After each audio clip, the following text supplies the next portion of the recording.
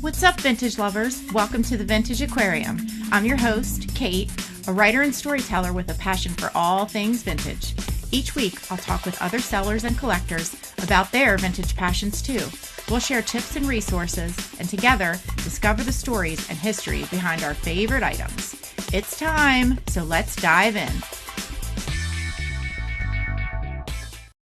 Hey, everybody. Welcome to the Vintage Aquarium. I'm Kate, your host, and I have an awesome guest today, Jess Levy from Upright Vintage. Hi, Jess. Thanks so much for being here. Thanks for having me. Yeah, welcome to the Vintage Aquarium. I'll just give a little bit of information about you, and then we can just dive into questions. So Jess Levy is the owner of Upright Vintage. She lives in Ann Arbor, Michigan.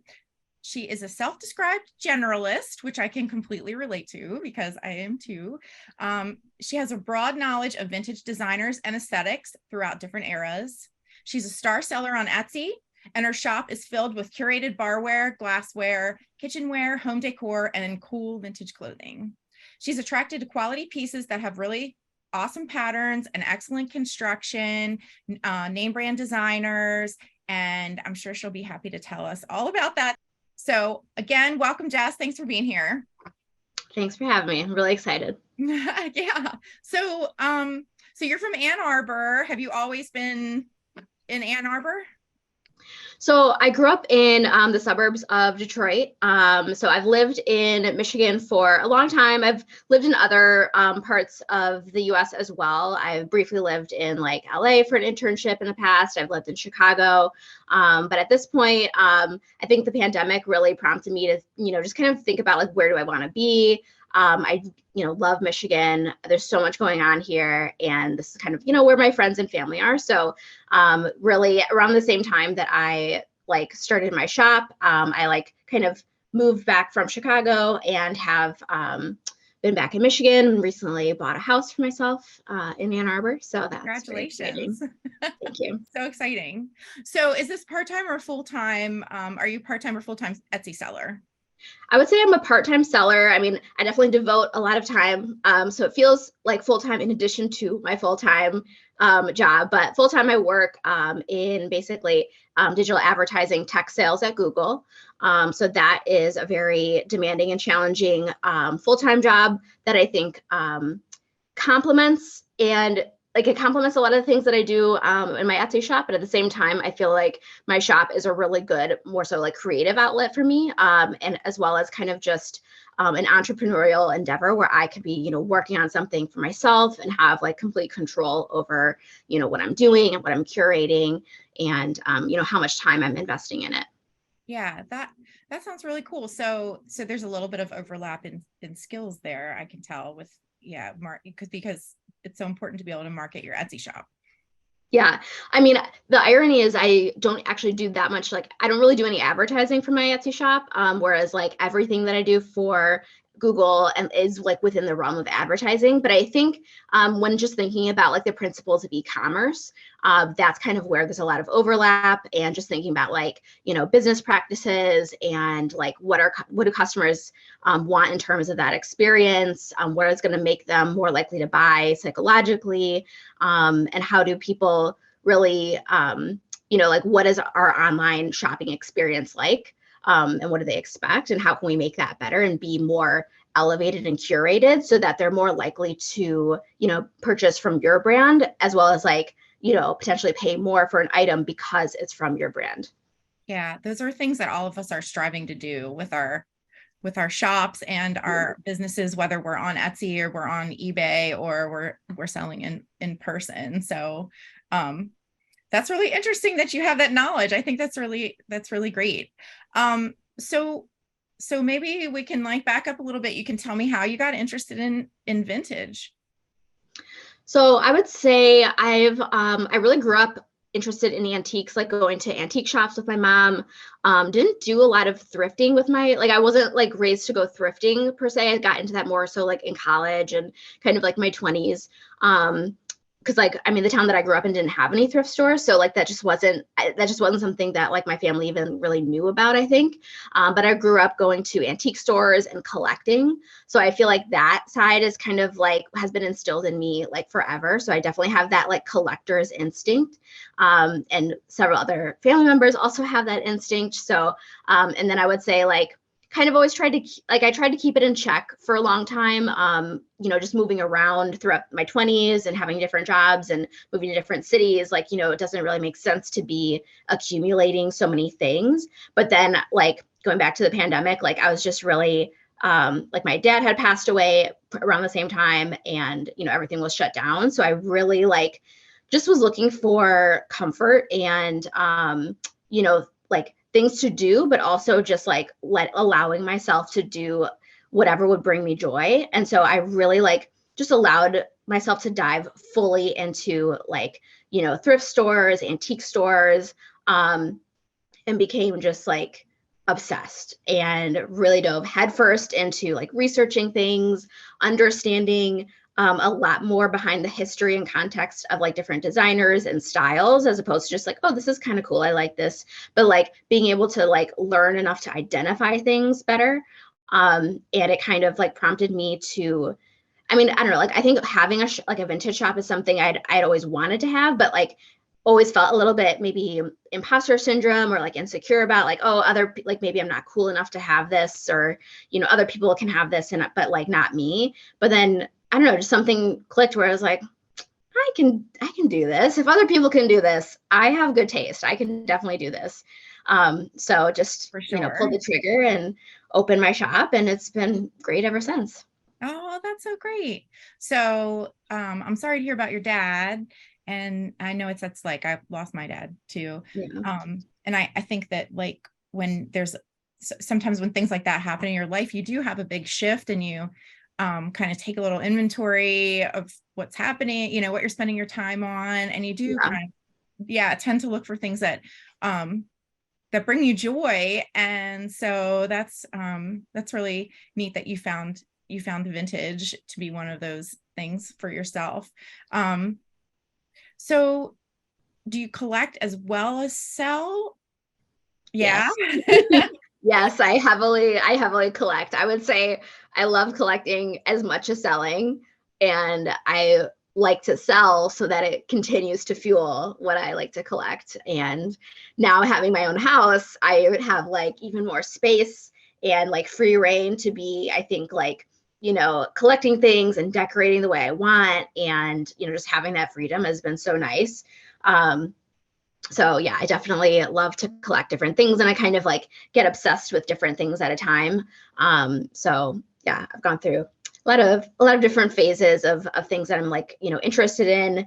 Right now, it's a lot of like studio pottery and like rugs, but I've also been obsessed with like stone bookends and like art glass and like glassware and like weaving and tapestries and fiber art. So vintage books, like, so I have all sorts of cool things around. So much fun to decorate your own house, especially your first house. Oh, it's it's great. So do you feel like you have a particular style that you gravitate towards? I would say I'm like it's definitely like eclectic. And it's a mix of different like maybe styles and eras and colors. So again, like thinking of like different textures of like, maybe like, so for example, the chair that I'm sitting on is like velvet. But then I have like other stuff that is more like nice mid-century modern like wood furniture, or maybe like a more modern couch that's a bit more of like a minimalist style. So definitely a mix of different like aesthetics and time periods, but I think it all goes well together. It's all very colorful.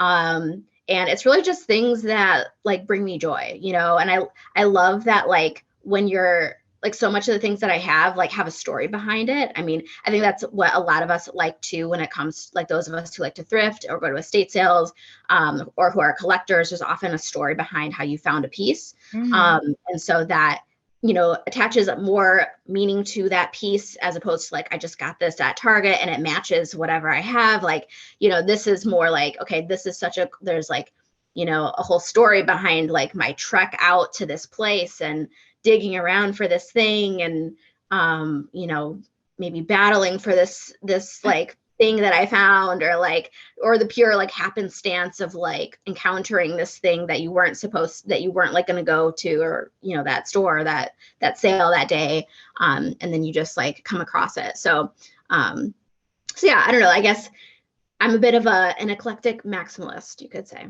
Okay, I love that, eclectic maximalist. Do you like tend to remember the stories behind the things that you've yes. gotten? Yeah, me too. Pretty much everything. Yeah.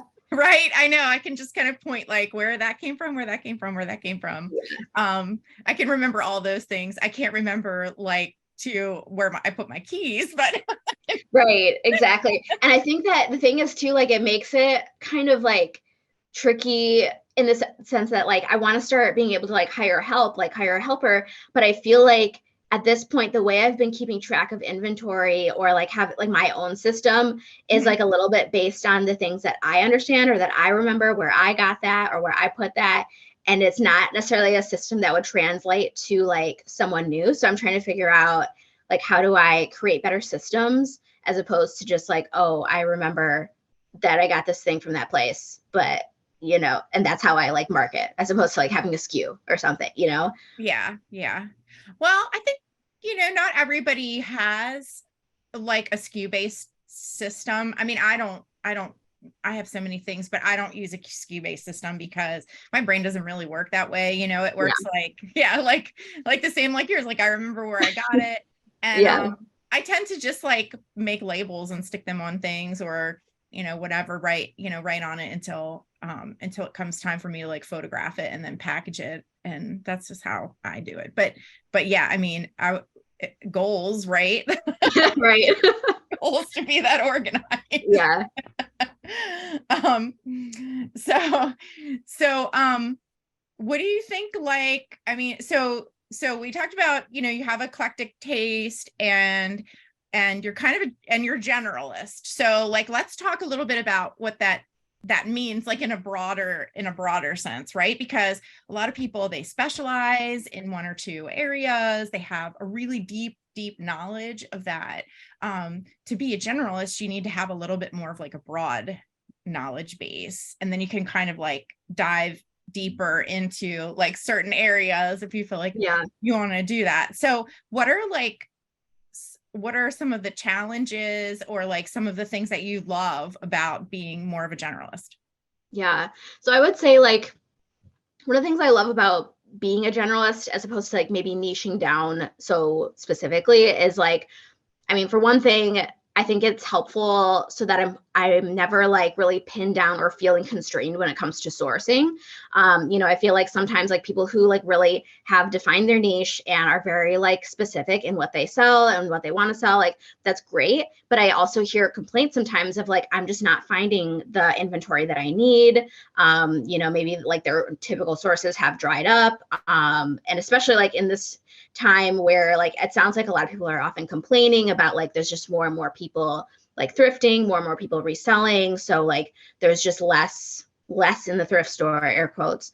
But like, so this way, by being more of a generalist and having kind of an eye for a lot of different things, like I feel like I can find cool stuff like almost everywhere I go, at least one thing.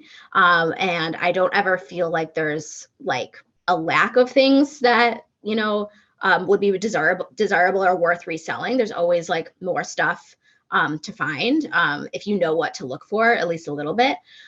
So that is nice. And also like, I'm the kind of person that like, I mean, even just like from what I mentioned with my collections, I kind of like bounce around and I'm just like really interested in a lot of things. So in a lot of different topics, a lot of different categories. So this allows me to not be bored. Sometimes I'll just naturally like spend a lot of time, maybe like, batching work for like clothing or, just happen to be in a phase where I'm finding a lot of glassware and it's like, that's great. But then you can also get really like sick of it where you're just like, I'm so sick of like packaging and shipping glassware, like it takes time. Right. Or like I'm sick of measurements for clothing because it takes time, so this way I can really diversify what I'm working on, and that keeps me interested. And that's the kind of thing that, like, I've just always been that way. Like, I'm always like reading multiple books at a time. Like, I'm not reading just one and like finishing it, like starting it and finishing it. I'm like, I have to kind of bounce around a little bit.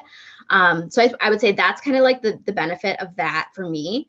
And then I would say, like, the hard part about that is, like, you could argue that, like, maybe I don't necessarily have like such a brand as opposed to maybe someone who like only sells like designer clothing, or, only sells jewelry, or only sells like, antiquarian books, like is so specific. You could say that those people maybe couldn't easily build an audience where their customers know to come for them for that very specific thing and can like trust that from them.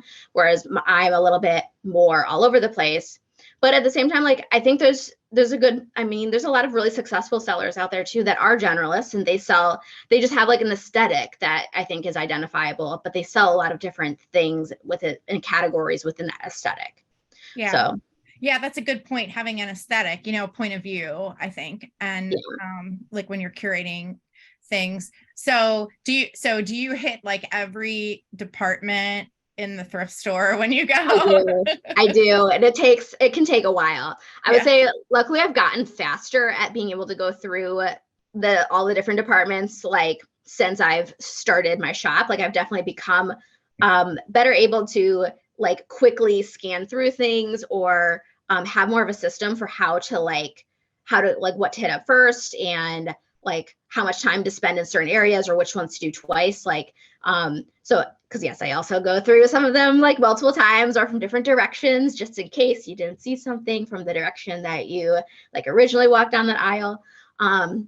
So I am extremely thorough, but I've gotten a little bit faster, but it does sometimes take a long time. But I'm okay with that, because sourcing is like the fun part. So I don't mind if it does take that like time, if it means that I'm also finding like really good stuff. Because I think sometimes too, you can also get a vibe pretty quickly, like, okay, there's nothing here for me, and then you don't spend that much time, and so it doesn't feel like I've wasted hours either if I like walk out without anything. Yeah, I have a little route that I do when I go through, and I usually, like, because I'm like, okay, I got to hit the glassware for. Usually I try to think of the areas where, like, what are the, what are the most exciting areas. So I usually hit those first, because I always think like, well, what if I'm like 2 minutes too late and like somebody else gets like, cool glasses or something. So I'll go to, that department first, and then go through the other areas where people don't really like pick through stuff as much. So that's kind of like in my brain, I have like a little route that I do. But I'm like you, like, I enjoy going through the whole store, take my time. And that is a fun part of it. So in addition to like having an aesthetic, like certain look that you're drawn to, like, what are some other I guess, like, what are some other characteristics of items that you're looking for, as far as like being able to identify things that you think would be good to pick up, like, even if maybe you didn't know who the maker was? Yeah, I guess, like, it kind of depends on like what maybe the category is, but I would say, like, if it's kind of something like pottery, or potentially even glassware, like, or art glass, like, sometimes those kinds of things are signed. So looking for maybe some sort of like signature, or like, like a maker's like mark stamp kind of thing, can be like helpful for identifying, like, okay, even if I don't know who this maker is, or if I can't even make out what the signature is, like, I can tell that it was like handmade to an extent, has some sort of artist, some sort of maybe a studio pottery element, maybe more of just like a hobbyist element to it, but like that still gives it a little bit more, like, I guess, provenance, as they say, such a buzzy term in the reselling world. But well, you can potentially identify it, when you get home by a name or a maker, like, yeah, exactly. So that's kind of one thing I might look for. Looking for like like just kind of the quality of the materials, even like, you know, is something made out of like real wood? Is it made out of, if it's clothing, like, is it made out of silk? Is it made out of wool? Is it made out of like, you know, more natural fibers? You know, how does the tag look? Like, does that look like kind of like a special like vintage like tag? You know, was it made, does it have like the International Ladies Garment Workers Union, you know, tag to be like, okay, this is made like in the USA, like, you know, just different things like that, as well as just kind of like, I think it's helpful to like maybe stay on top of trends to an extent. So it's like, okay, maybe you can't identify like right away, like, okay, is this handmade? Is this by a specific designer? Like, but if it's still like really on trend and seems to be made of like quality materials, like, I think that can also give you, and it seems vintage, not just like some sort of reproduction.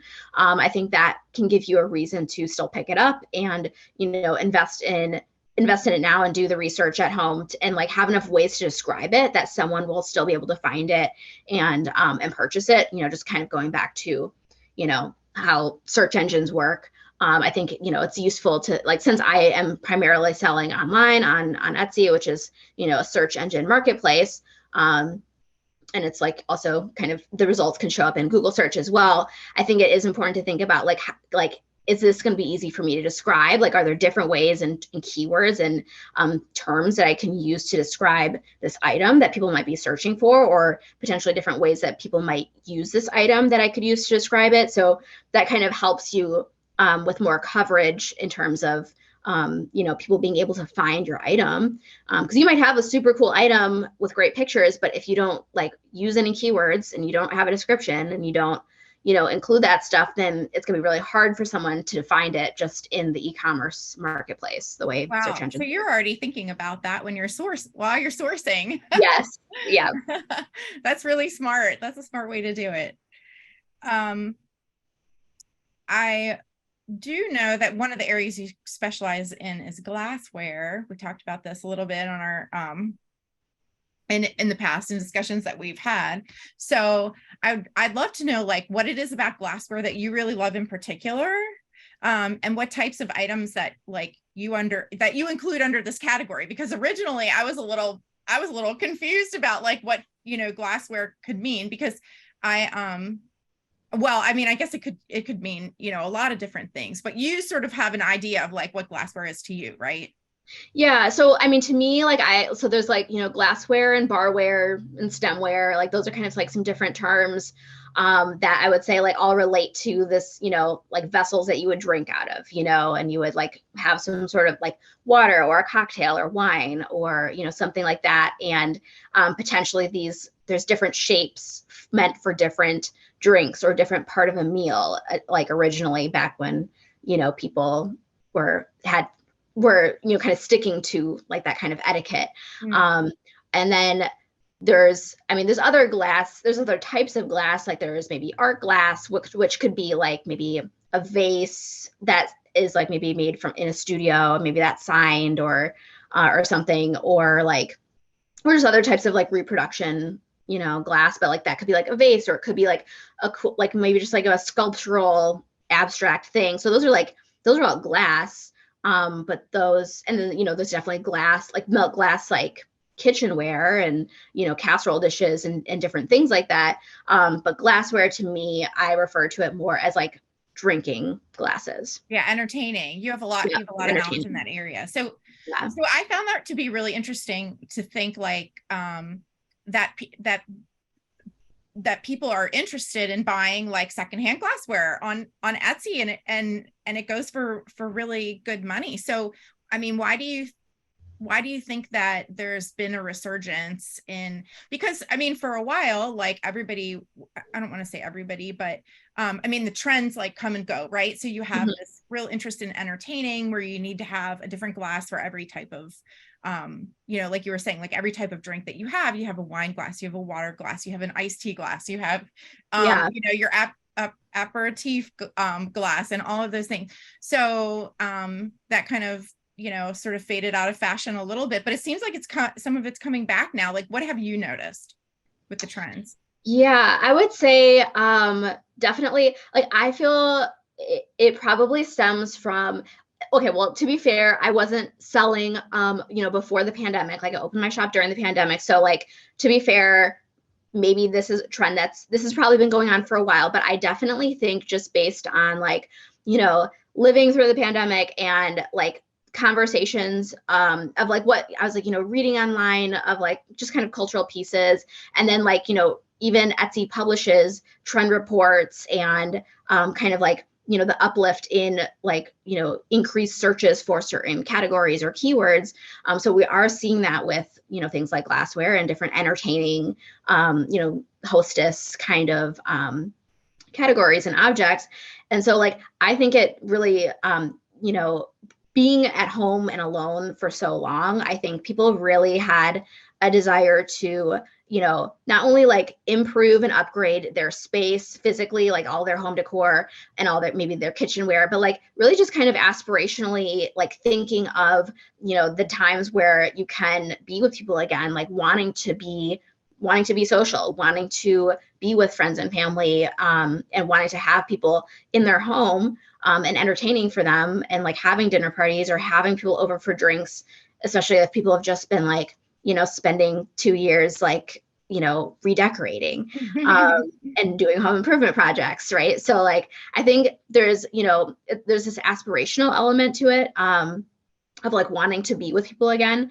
And also, when it comes to vintage, like I think really a nostalgic element to it as well, where, there's just so many like styles and patterns and shapes that like, they just don't really make them like this anymore. And so there's a lot that can really kind of has more of like a retro feel to it. And so I think that just lends itself to a bit of nostalgia for times that many of us didn't get to, live through, or maybe for older people, like maybe they did get to live through them and they want to like replicate the set that their mother had or that they like remember growing up with or something like that.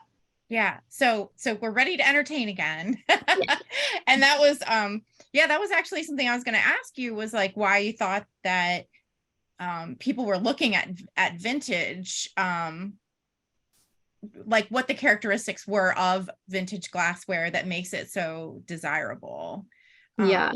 I think there's really just, like I said, like there's a lot of shapes that and colors that they just like don't really make them like this anymore. Or if they do, they're honestly a lot more expensive than what even any of us are really selling vintage sets for. I mean, it's kind of crazy. Like even just going into like a Nordstrom rack and seeing some glassware there, it's like, it'll be maybe like $10 a glass or $12 a glass. And it's like, I mean, compared to that, like, I mean, that's, reasonable for like artisanal glasses, brand new, but like also some of these sets, like I'm actually selling them for pretty good value, like considering the quality, considering how unique the pieces are, considering the history, of everything that they've been through and how, and what good condition they're still in and how rare they might be at this point. Like still, it's actually like a pretty good price, compared to like even buying some cooler pieces that are brand new.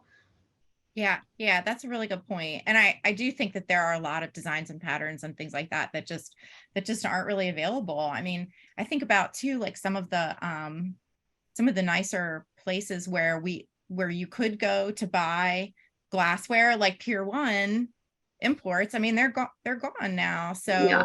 the only place you can get those that beautiful glassware is through secondhand sellers. So Yeah.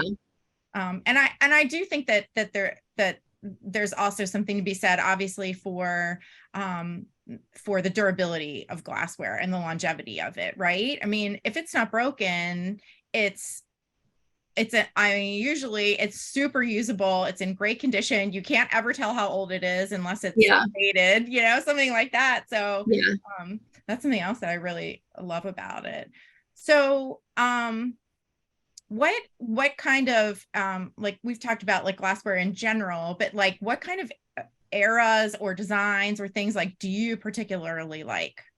Yeah, so I personally really am attracted to like colored glassware, maybe textured glassware, certain kind of like shapes and styles more so than others, which I can like elaborate on, just based on like you know, what people realistically use nowadays versus like, you know, they don't in America, at least, like we're not really drinking out of cordial glasses too much. So I don't usually buy those so anymore, but like, I don't know, but like I just actually went to Europe last week and like they were drinking like after dinner, like liqueurs, you know? So like if I shipped more internationally, like maybe it would make sense to be sourcing those and selling those. But so yeah, so I look for like cool colors, cool shapes and textures of the glass, certain like patterns and designs. Like there's certain like designs that are more identifiably like vintage, like for example, like certain designers kind of like signed or like have like a signature that's printed on the glasses, like George Briard and like, you know, Culver and Sarah and Ciroc, and you know, a bunch of them are like that, and those are all very cool. So yeah, so those are the kinds of things that I look for. You know, other people also do well with like maybe, you know, clear glassware that is, you know, very like classic, and maybe that could still be textured but clear. Like I know, you know, Brenda does who was just on, you know, one of the earlier episodes from Rhodes Reserve. She does a great job with all of her glassware and her pictures. She sells a lot of clear glassware. I take pictures with my phone, so I actually don't like, I feel like my phone kind of struggles with capturing clear glassware very well. So that's like one thing that I think about when I'm sourcing, where it's like, okay, I already know that my, like, just the tools that I'm using to take pictures are not going to do so well with clear like glassware. So I tend to stay away from that. And so what eras do you find that you like gravitate towards? I would say primarily like 60s, 70s, maybe some 50s and 80s, but largely like 60s, 70s probably. Yeah, that's such a colorful era. Yeah, it's so fun. Absolutely. I find it to be very fun. Yeah, and I really enjoy mid-century style too, where it has like the gold and the black, and but I love the different designs, like either geometric designs or some of the like fun ones like polka dots and all of those different things. So yeah, I mean, I would love to, like, I know you might have some examples to show, like, what are some of your favorite makers of glassware? Yeah. So there's kind of two, so there's like two different things that I think about when it comes to like makers and like designers, because there's like basically designers that may not be like, they don't necessarily own the production house that is like creating the glass itself, but they're creating the designs, and then those get printed on glass that might be made by another company, but then that company that like produces the glass, like they sometimes do designs as well. So there's kind of like those two things to think about. So some of my favorite brands or within this space basically are George Briard, Libby, Blanco is great. Culver, Sarah, Ciroc, Fred Press. And so those are some, I would say, like some of the like really popular ones. There's also like other kind of like American ones like Federal Glass, Anchor Hocking. You know, there's honestly so many. There's also certain other ones that there's like Gay Fad. There's just so many, but I would say the ones that I'm just very fond of are probably like Libby and George Briard. And I think like for me, I have a soft spot for Libby, partly because they are originally from Toledo, Ohio, which is close to Michigan. It's very close to Detroit, close to, you know, Ann Arbor. So I find a lot of that kind of glassware around, and there's just so much of that they made that is so cool. Like there's just so many designs, so many shapes, so many colors that are really fun. And then still making glass, right? And they're still producing glass. Yeah, they're still producing glass. And then George Briard, he also has so many cool designs, not just glassware, but also like all sorts of cool, like, you know, kitchenware or like tiled mosaic kind of designs on maybe like, you know, even like furniture or trays or, you know, different things like that. So I think both of those are two of my favorites, but I mean, there's so many good ones. I mean, there's also kind of like the more Scandinavian brands as well. So that's like that's really cool too, because those are really cool shapes and just feel so classy and elegant. So I sometimes find stuff like that as well, which is really fun. Yeah, I think it's really exciting when you find a Scandinavian piece, because they are pretty distinct, but at the same time, I mean, they can also kind of look just like something more modern because they're so modern looking. But I just took a trip to Blanco Glass Factory, like That's so cool. yeah, maybe about a month and a half ago, and I had never been before. So I learned a lot about what you're talking about, which is that they had designers that would design the pieces, and then they manufactured them basically. So like a Libby is a manufacturer, whereas George Briard, he would have been a designer. So he would basically design the line. And Blanco had specific designers throughout different eras. And so Blanco's a little bit different because it's all handmade, not exactly mass produced, but they still use molds for their pieces. And we got to see them, you know, blowing the glass and using the molds and everything else. That was really cool. But the different designers from different eras are really desirable. So because they only made so many of them in that style. Yeah. And then they just stopped making them, and they went on to a new designer and had a whole new series, a whole new line of glassware. So I'm understanding what you're saying. And yeah, I mean, I think that's really fun because they're basically limited. They're limited edition. Yeah, exactly. And they really reflect the aesthetic of that particular designer. And a lot of times those things are really iconic to the era, whatever era that was in. Yeah, exactly. So when you're sourcing glassware, I mean, you're a collector and you're a seller as well. So like, do you look for different things when you're sourcing versus when you're collecting for yourself, or is there kind of an overlap there? Good question. I think when it comes to glassware, definitely like an overlap. I mean, with glassware, what's nice is that there are like, you know, you could find multiple sets of the same thing, of something that you've sold before. Whereas like with something like pottery, a lot of that is more like one of a kind. Like, so if you list it and you sell it, you're probably not going to find the exact same studio pottery piece, you know, like that's kind of the point. So like with glassware, like what's nice, if I find sets that I've already sold, like that is really handy for like, you know, easily picking that up and then just, you know, copying that listing and relisting it.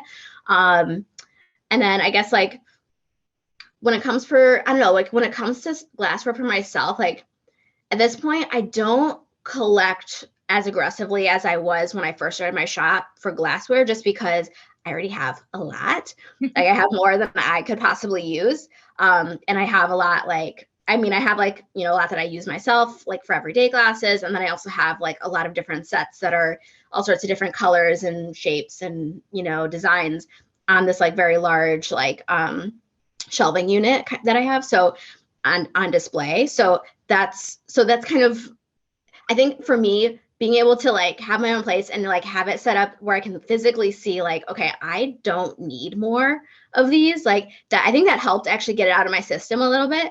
So I don't have as much of a desire to like collect glassware for myself, but I am still always like attracted to like cool colors, and maybe like, you know, 22 karat gold, like prints or, you know, cool textures and stuff like that. Yeah.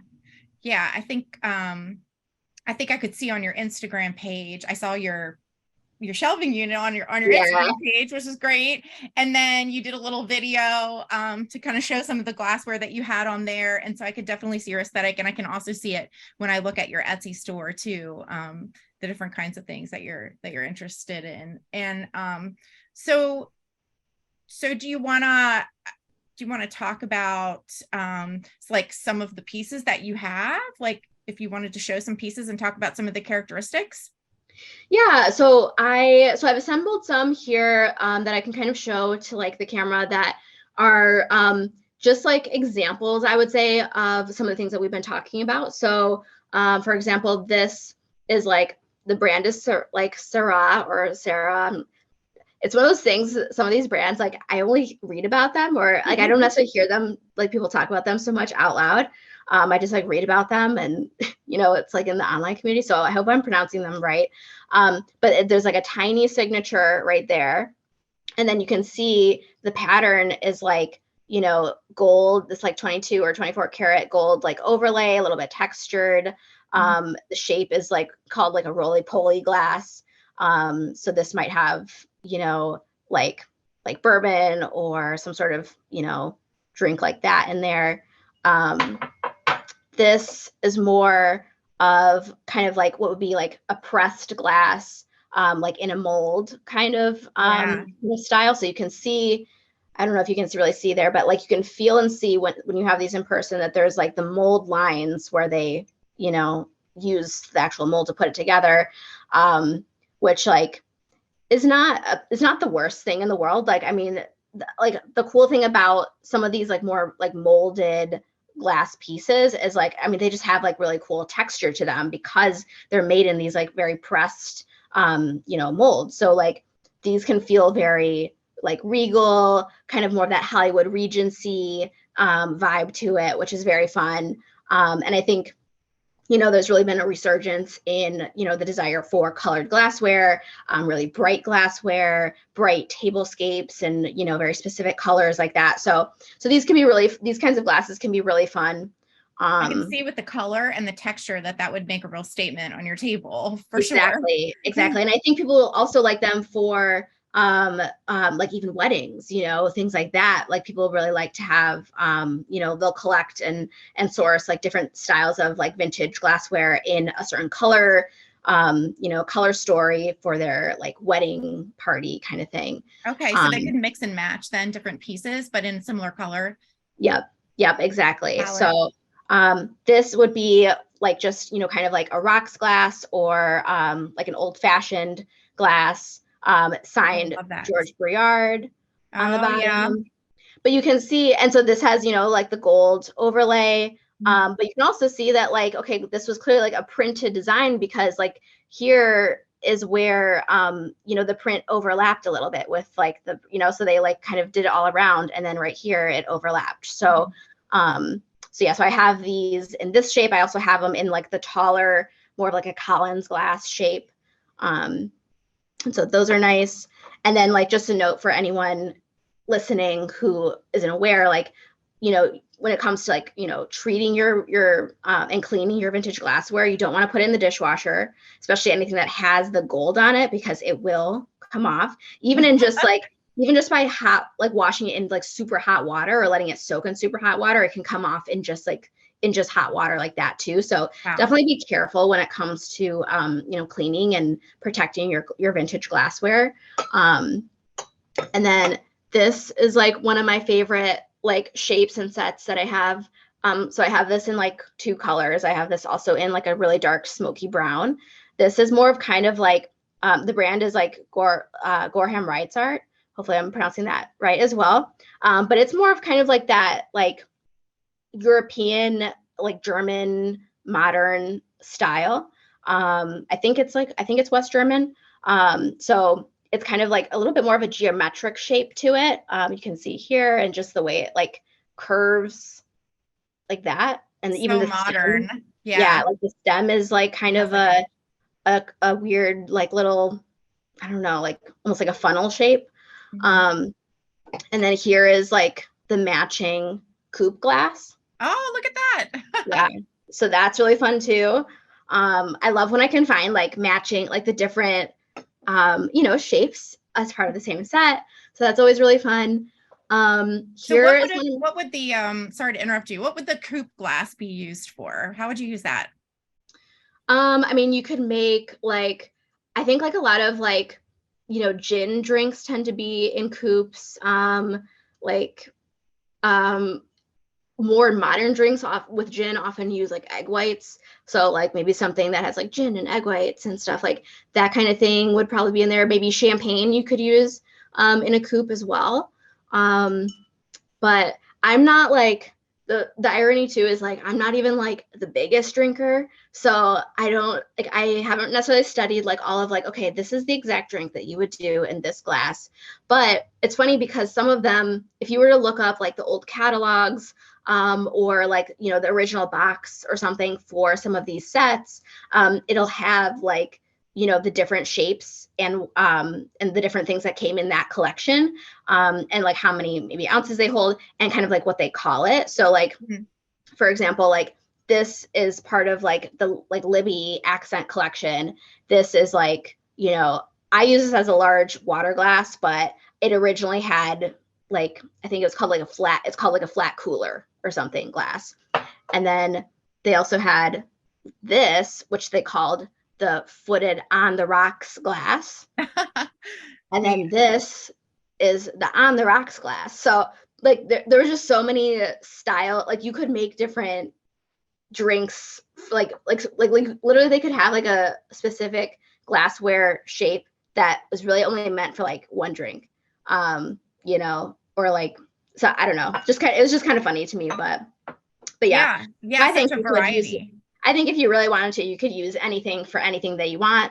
I mean, you could have breakfast for dinner. You can do whatever you want in life. So I don't like rules. So I think you can drink whatever you want from anything. But yeah, those are just some examples. And then, I also pulled this, which is like, this is kind of fun because it's like, you know, really like, I think identifiably vintage, like atomic colors of like teal and gold. But what's fun about this is there's a lot of these out there where it's more of like a promotional piece. So it was like a collaboration that Southern Comfort did, and like basically putting out promotional glasses. I don't know if it was maybe as like gifts or something like that, but there's a lot of different sets of these out there, both in this like shape as well as like, you know, taller ones and like shorter and different, you know, different shapes of glassware. But that's kind of fun too, because I think there's a lot of vintage glassware out there that they don't really do it so much anymore, where, you know, companies and brands would literally like, you know, give out branded glassware.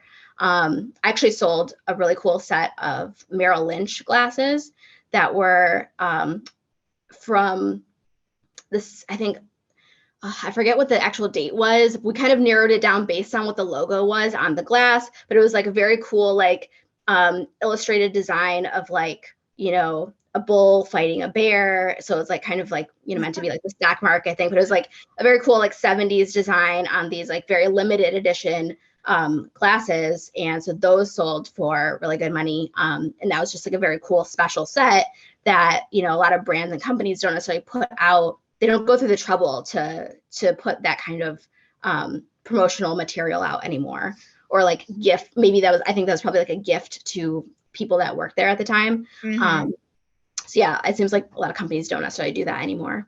Yeah, that would make sense. I have seen glasses sometimes at different events and things, but a lot of times now they're just engraved. Yeah. You know, or they might have a logo on them or something. But I love the like the lengths that they went to have something really nice designed, and the detail and the fact that it's like that one was gorgeous. I mean, with the teal and the gold. I know. It's so cute. That was amazing. Yeah, that's really amazing. So, okay. So you amongst all of that, which was really helpful. Thank you so much for showing all of those.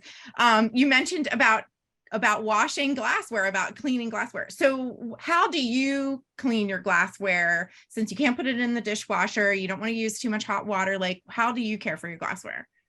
Yeah, I mean, I just wash everything by hand, and it's, you know, you don't have like, and it's kind of like, what are you putting in there that you would even need to scrub it so hard too? You know, like the only time I've really had to scrub any vintage glasses or like let them soak for an extended amount of time was like a set that I got from an estate sale that was just so covered in dust, and there was like a spider in there, and it was just had been in some lady's basement for a really long time. But it was a really special set. Like it was very, very special. And that's kind of how I realized too that like, oh my gosh, even letting it sit in hot water can make some of the designs like soften and come off once you start to like, you know, clean it with a sponge. So I just use hot water and soap, and or even warm water and soap, and like a scrubber, but not like a super abrasive scrubber, just like a regular sponge, and that is usually good enough, because I don't, and like also like I don't let them just sit in the sink with other dishes because they could fall and break. So I try to be like careful with them just because I'm so nervous about them like breaking. But yeah, in my experience, it hasn't, like when it comes to just like this kind of glassware that you're just drinking out of, don't, like, it's usually not super greasy. It's not super, I guess I would say though, getting them from the thrift store, like that is sometimes when you would need to maybe use something like Goo Gone to get the sticker off, like Okay. that is like probably the main time when I actually need to like, use anything else to like actually get some of that adhesive off. Because like you also want to be careful. Some thrift stores will put their like super adhesive stickers on these 22 karat gold designs, and that takes off the gold leaf designs.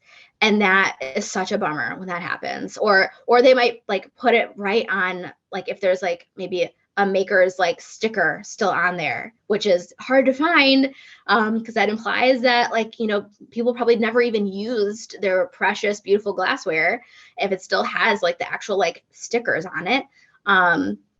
After like many decades of like 50 years worth, it still has a sticker on it. And then they'll put the like price tag sticker on the, like, I'm like, do they do this on purpose? That makes me want to like, cry when that happens. I know they'll do that sometimes. And so that is really tough.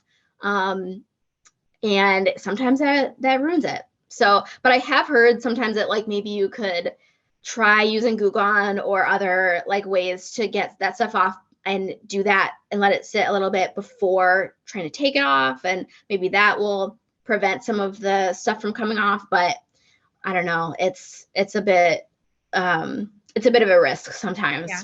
Yeah. And a lot of trial and error. One thing that I've done is, cause I collect first edition books too. And so like, if you buy them new, they come with a sticker on them, which always drove me crazy. Like, don't put a sticker on my book. But I use a hair dryer, and I not on like super high heat, but if you warm up the sticker, sometimes it'll just warm it up enough that you can get it off without it like in one piece, I guess. Mm-hmm. And then you can go back behind it and clean it a little bit. But I mean, that's obviously going to take off any kind of paper label that's already on there. But if you have like something that has like a really heavy duty sticker on there, that might be a good way. Just like warm it up a little bit. You can peel it off before you end up. Yeah. But like, how satisfying is it to get a dirty, set of glassware, take it home and wash it? Yeah. Oh yeah, totally. And it's just funny. Like sometimes like if you have a lot of glassware that you're cleaning at a time, just like it's all kind of piles up from a bunch of sets that you've sourced recently. And then I let it, air dry, and it's just taking over like the entire counter or something. And it's just all like beautiful color, like a sea of colorful glassware. Very, very satisfying. Yeah, I love it. I love how it just comes back to life. It's like it's brand new again. Yeah. So, how have you gained so much knowledge? I mean, I know you said that you have a love for learning. Like what are some of the tips maybe that like you can give other people on like how to learn more about glassware if they want to do that, or anything in general, but like some of the resources maybe that are out there? Yeah, for sure. I mean, I use like a large variety of resources to learn about glassware and like really anything else that I'm interested in the vintage world. And that's kind of like the great thing about like the time that we live in. Like there really is so much information and like resources at our fingertips, like for free. So that like I would definitely encourage people to like take the time to do research, because it's not hard and there's a lot that's available to us. So like, I'll use a mix of like, there's like entire reference books out there, and you could either buy those or you could get them from the library, like you don't have to buy them. If you did want to buy them, you could buy them like secondhand on, there's a lot of like sources online that you can buy cheap books for secondhand, in secondhand ways. There's old catalogs of, you know, from certain makers. There's ways to like kind of get access to those. So you can kind of try to identify some of like the patterns or find out the names of them and, you know, learn those. There is like Facebook groups that are really, really awesome for identifying vintage glassware. There's other groups for identifying vintage, like, or just identifying like certain types of pottery, identifying certain types of furniture, like there for art, like there's a Facebook group for everything, you know, like it's really, really cool. Yeah. So there's that, like, whereas there's a lot of other people that are very knowledgeable in those groups. And then, yeah, I mean, there's a ton online as well. Like there's so much content when it comes to like YouTube videos, podcasts, where people are talking about, you know, these topics and, you know, the history of things, different designers, you know, all of that kind of stuff. So I love like podcasts. I listen to podcasts constantly about vintage and all sorts of other topics too, but like also like especially vintage, I love. And then like, you know, I'm very into like, you know, visual. So like having the books is really helpful. And I think just like the more you do it, the more you like research, the more you can easily kind of like identify things and know what to look for. And it just gets like a lot easier. And you kind of like develop a sixth sense a little bit for, you know, as you're kind of going through like the thrift store or estate sale or antique store or whatever, of like, you know, maybe you haven't seen this exact design before, but because you've done all the research already, you can kind of tell that this is special. You can tell that this is from a certain era. You can tell that this is, you know, probably a collectible designer in some way, because of like this, and this, you know, and so then it's worth picking up and you kind of develop that eye. Yeah. Yeah. I think that's a great point. I mean, once you turn that corner a little bit of like, it sort of, becomes just part of your natural, like eye that you have when you're out there looking, but it takes a lot of research and a lot of doing, like just picking things up and you know, Google lensing them or going to a Facebook group. And I love some of the Facebook groups too, so much because they specialize in like you can have mid-century glass, you can have American glass, you can have pressed glass, you can have cut glass, you can have I mean, like every single era, they have something like depression glass or even just specific like glass makers. There are groups for specific glass makers, and I love to just like look through the feed and see what people are sharing. And and a lot of times they're just identifying stuff, and even if you can't like commit it to memory completely, like over time you watch that stuff and look at it and whatever, it just kind of like sinks in, I think, a little bit. Yeah, definitely. And Google Lens is a great resource as well. I think a lot of people use Google Lens for you know, a lot of things as they're out and about, and that is always like really awesome for like a quick, like being able to, you know, identify something on the go. But like it's still really worth you know, developing this like kind of like repertoire and knowledge base, because like there are plenty of times where I am in a location that I don't get any signal, you know, and I don't have Wi-Fi. So if you can't access your Google Lens, what are you going to do? Are you going to take it or are you going to leave it? You know? So I think, but it's still really, it's like definitely valuable to like be able to trust your gut a little bit more once you develop that knowledge. Cause I also feel like that's when I like end up wasting a lot of time, is if I like am just really waffling back and forth on whether to pick something up, not able to tell if it's like quality, not feeling so confident because I don't have the knowledge of like a certain thing, and then like don't have signal and can't do the research, you know? So so I would say like it's nice to be able to like develop that instinct for yourself and that knowledge so that you can make those decisions quicker, and you can you know, have that eye so you can, you know, just go with your gut when you find stuff. Yeah, trust your gut. That's the quote of the day for sure. And why is it that thrift stores have terrible service? I don't understand. I know. Well, probably because a lot are in like these, you know, warehouse spaces that probably like the material, I think it's like the materials they're made out of and like the roof and stuff is like not conducive to whatever. However that works. Blocks the blocks the cell phone like feed or something. So okay, so we've talked a lot about glassware in general, but I guess one other thing I was hoping maybe you could share some tips on is like how you style your glassware for photographs, because I mean, you mentioned that it is kind of tricky to photograph clear glass, but I think you do a beautiful job with your glass, and Thank you. and getting people to sort of imagine what it might like be like in their homes is, I mean, there's definitely some skill that goes into that. Do you have sort of a method or a process that you follow when you're styling for your Etsy shop? Yeah, I think, and I've seen a lot of people do, like, the cool thing about glassware is I think there's a lot of different ways that you could style it and kind of add your own, like, you know, touch to it and your own like personality. So that is really fun about it.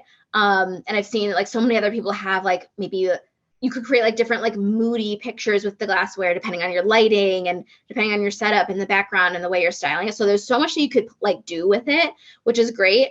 The way that I have kind of, you know, been styling my glassware is, I mean, and there's so many other ways that you could do it, but like this worked for me and this like is quick for me. And I think it's kind of like a system that I've developed that, that just makes it easy, but still fun to play around with is like, I like to have maybe some sort of either like tray or like vintage scarves to add like a pop of color. And then I just kind of like have different arrangement depending on the shape of the glass. I'll have different arrangements of the glass, like taking pictures of the glass in different like, you know, arrangements. So maybe like kind of like diagonal or maybe stacked on top of each other if they're stackable. Maybe like upside down and or like laying all over the place, like as well as just like more close-ups and kind of like simple pictures just so people can have like a very clear understanding of like, you know, what the details are looking like on this glass, if there's any flaws, you know, and then also like the scale. So I like to have at least one picture where I'm holding the glass, so that helps people understand like what the size of this glass actually is. Because there's a lot that, you know, there might be two sizes of wine glasses that I'm selling. And so I might also have like a picture of like, if I have different, you know, glasses available within the same collection, or maybe the same style of glass, but in two different colors, I also like to include a picture of like kind of the different options that people can choose from. So like, you know, if they want more that are within the same collection, I have those available in a different listing, and I'll have them like side by side. So people in a single picture, so people can see just the comparison there of like the size, the color, and get a sense for how they look together and give them an idea of like, ooh, maybe I want to buy two sets, you know, they're matching, you know, something like that. Yeah. So that's kind of like a fun yet quick way that I have been taking pictures. And, you know, like I said, I kind of stay away from the clear glassware at this point, just because I am not good at taking pictures of those, as well as some of the colored glasses and the textured glasses. Yeah, I think those are some really great tips. So thanks for those. And yeah, and if anybody wants to, you know, look a little bit more at that, they can visit your Etsy shop and see how you've styled them. And yeah, and I love that tip about showing scale. That's so important, especially with glassware. Yeah. I mean, it's such a bummer when you get something you don't realize what size it is. It's much smaller than you thought. Usually it's smaller. It's never bigger. Yeah, right. Exactly. And like the thing is, like, by including pictures of scale, like, you know, if someone tries to say like, I didn't realize this was so small, like I want to return this, but I don't allow returns. It's like, hey, not only did I include this in the measurements and the information in the description, there are literally pictures and video of the scale of this item. So like, there really isn't an excuse for like a buyer, you know, not understanding the size of what they're purchasing. You know, it's like, did you not like look at the pictures or the video or the description or the title or any, like, you know, so that I think it's like also kind of a form of protection as well, against anything like that may happen. But I think it also, you know, is more like to prevent that kind of thing from happening, because most people will understand the scale when you're, you know, have some sort of picture that shows that. So it sounds like as a seller, it's really worth taking the extra time and care to show all of those different things so people understand what they're getting. Yes, for sure. Well, that's why you're a star seller on Etsy for sure. All right. Well, I thank you for sharing all of your knowledge and for being here. And I thought maybe before you go, we could wrap it up with a couple of fun questions. Cool. Yeah. All right. So my first question is maybe you can share a story of maybe like a really cool thing that you found or something that you got really excited about. I don't want to say like the best thing that you ever found because maybe you don't have a story about that, but I'd love to hear a story about something that really just got you excited or that surprised you. Oh my gosh, yes. I mean, there's so many stories like that. I would say off the top of my head, probably like just conveniently behind me, like this picture is very large. It's a Amazing. large like art exhibition poster from I think it's like the 70s.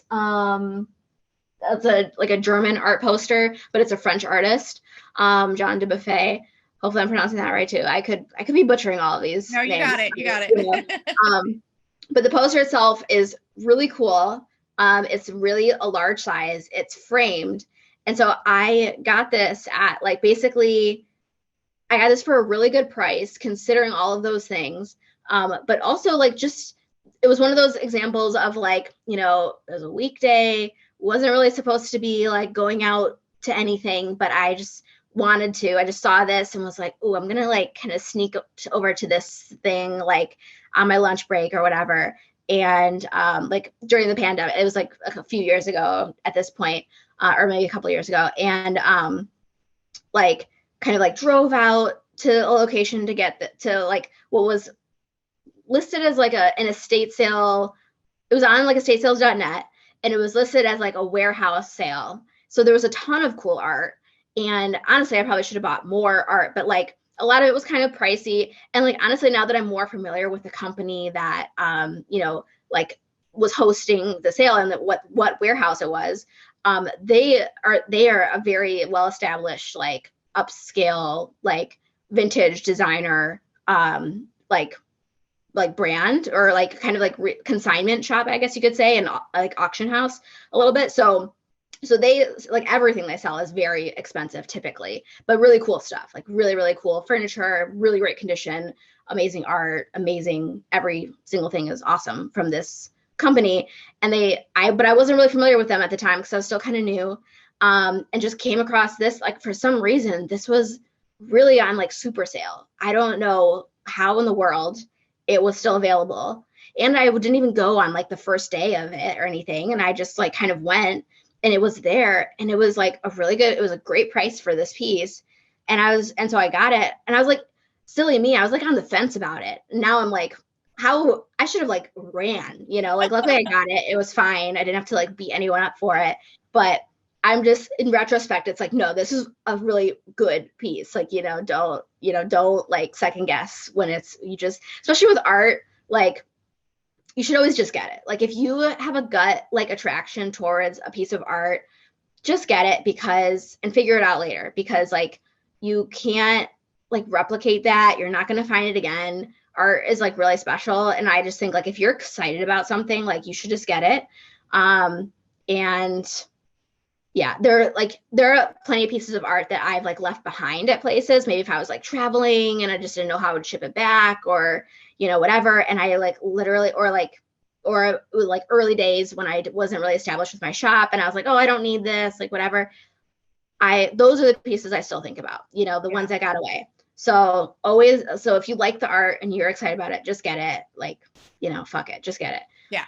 Yeah. You can always enjoy it for a while, learn about it. And I mean, but like your experience with that warehouse sale is like, I mean, I can't tell you how many times I've done that where, yeah, it's like the first time you've ever done anything like that. You don't really know exactly what you're doing. You go in, I mean, you had a gut instinct to buy that piece, but then, I mean, yeah, sometimes later when you learn more, when you know more, you're like, oh my gosh, I had this great opportunity. Yeah, exactly. You know? Well, then, maybe I'll never get that again, but yeah. Exactly. And with this one too, like just the context of it, like I was still living at home during that time. Like it was the pandemic. So I had moved back from Chicago. I was living with family after my dad passed and I was just trying to save money so I could buy my own place or whatever. And, you know, working remotely. And so like, I was also just sharing like a very little space, like in a small house with like my mom and my brother. And I just kept, at this time, you know, as I'm like collecting more and starting my shop and have all this inventory, I'm basically like, they're getting mad at me every time I'm bringing home anything. So then for me to bring home this giant piece of art that it's just like, they're just like, what are you doing? Stop bringing home large art. Like, stop bringing home furniture, stop bringing home, you know, like large things. So it's just one of those things where I was like, okay, they're gonna be really mad at me, but they're gonna think I'm crazy, but I have to get it. And now I love it. And it's just such a cool statement piece. And now I'm like also very obsessed with finding more like vintage, like art exhibition posters that are cool and like authentic, as opposed to, I mean, there's a lot of reproductions out there. So yeah, so that's like another category that I'm into now. That's cool. And it's perfect for your new home. So Yes. that's exciting.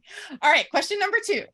Are there any pieces that you have that you feel like need a really good home right now that you're selling?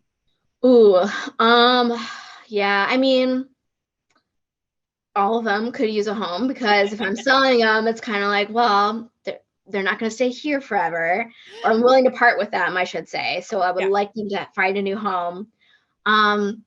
There's like a cool like bamboo magazine rack that is for sale right now that is just, it's very like boho. I find a lot of magazine racks, honestly. Like I have probably at least like 3 for myself that I don't really need, but they're very cool. And then I have this one available in the shop, and I've sold another one that was like lucite and chrome, like a very cool magazine rack. So I find those a lot, like just different styles of magazine racks a lot, or like record holder kind of things.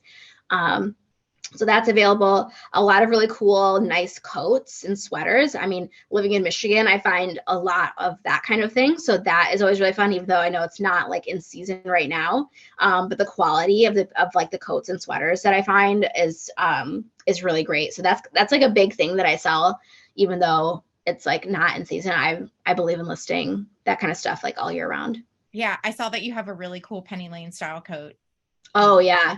Oh my gosh. Yeah. There's one that it's actually surprisingly, it like basically fits me. Like, I mean, I'm very petite. I'm like 4'9", like about 100 pounds. Like, so it's hard for me to find really anything that fits me, even in vintage.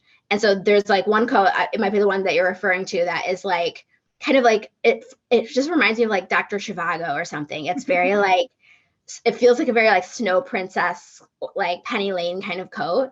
And it like, honestly, it like fits a petite. So someone out there with a very specific like stature needs to buy this coat.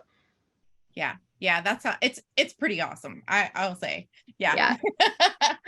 Okay, so question number 3 is there anything like that is, I don't know, what's the word for it? Your unicorn. Is there anything that, you know, you are looking for, that you've been looking for, that you would love to have? Maybe somebody out there has it, you know, who knows, but. Yeah. Oh, that's such a good question, because I feel like it kind of always changes, because sometimes I do find those pieces. So like for a while, my unicorn was kind of like a checkered stone, like to find a checkered stone, like ashtray, or like trinket box, or like even just like a stone checkerboard with like different colors. And now I have found multiple of all of those. So, and I love all of them. So I mean, I'd be happy to find more. But yeah, so I guess like checkered stone is always really cool. But yeah, I don't know. Like, I guess I don't necessarily have like, I mean, and there's also like certain like bookends that I'm kind of like still looking for, even though I have a million bookends and of like all sorts of cool shapes and colors and whatever, but I'm always like looking for more. So I don't know, I get like, that's not really a good answer, but I just kind of keep like an open mind, like cool, like vintage posters. I've like now at this point actually found some very cool vintage, like art exhibition posters, and like very large vintage, like travel posters in the wild. So those are always really cool. Mm-hmm. So yeah, like the thing is, I think like if you just go enough and you just like, you know, have good places to go, you're going to find your unicorn items eventually. Like that's the thing. So I feel like my unicorn items are always changing, and I just kind of like keep an open mind with what I'm going to find, and not necessarily expect to find something, because like when you expect to find it, that's when you're not going to find it. You have to like just be unsuspecting a little bit, and then that's when you're going to find like the coolest stuff. Yeah, that's really good advice. It sounds like your unicorn is the hunt. Yes. Yeah. Oh, I'm always just finding something new to be like Yeah. to be into. Yeah. That's awesome. That's awesome. Well, before we go, I'd love for you to share all your contact information, your shop name, how people can find you on Instagram and all of that stuff. Yeah, for sure. So my shop is called Upright Vintage. On Etsy, it's called like Upright Vintage MI, all one word, for like Michigan, because Upright Vintage by itself was taken. And then on Instagram, same thing, Upright Vintage MI. And then, yeah, if anyone wants to like reach out to me, like feel free to just like shoot me a message or follow me or whatever. Would love to, you know, connect. And especially if anyone's local, that's always really fun. But, you know, the odds of local people, like, you know, being in this world are sometimes slim, but yeah, feel free to reach out. But yeah, I mean, you never know. Like I've actually made a friend over Instagram from hearing her on a podcast. So you never know. I do believe in like being able to like make those kinds of like connections and just like reach out to people. That's awesome. Yeah, there's nothing like having a local vintage thrifting buddy too. Yeah. So Ann Arbor, Michigan. Yeah. Jess Levy. All right. Thank you so much, Jess. This was amazing. I mean, such an amazing conversation. You have so much knowledge and it's been really fun for me. Thank you. Thank you. Thank you. Thank you for having me. It's been super fun for me as well. I love talking about this stuff and getting to like, you know, just nerd out a little bit with people who like appreciate and get it. Because I think in my daily life, like most people don't really understand this world at all, or maybe they would be open to it, but I just don't bring it up. Like I don't really talk about it that much. So it's just so fun to get to like, you know, just talk about this kind of thing. You know, it's really fun. Yeah, totally. Okay, so if anybody wants to follow the podcast, we are on YouTube, of course. So you'll be able to actually see some of the great things that Jess showed us today if you take a look on YouTube. But we're also on Spotify. We are on Amazon Podcasts, and we're on iHeartRadio and on Google Podcasts. I am working on Apple Podcasts. I'm having some roadblocks, which I think are just technical issues. So, but I'm working on that. I know we've had a lot of requests. We will be on Apple Podcasts. We're getting there. But in the meantime, you have lots of other ways that you can listen to us or watch. The thing is that our Instagram is at Vintage Aquarium. So you'll be able to find us there. And in my bio is a Linktree link there. You can sign up for the newsletter if you want to be notified of upcoming episodes when they drop.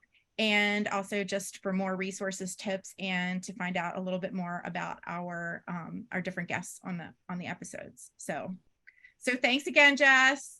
Thanks everybody for tuning in. I really appreciate it. And we will see you soon. Awesome. Thank you.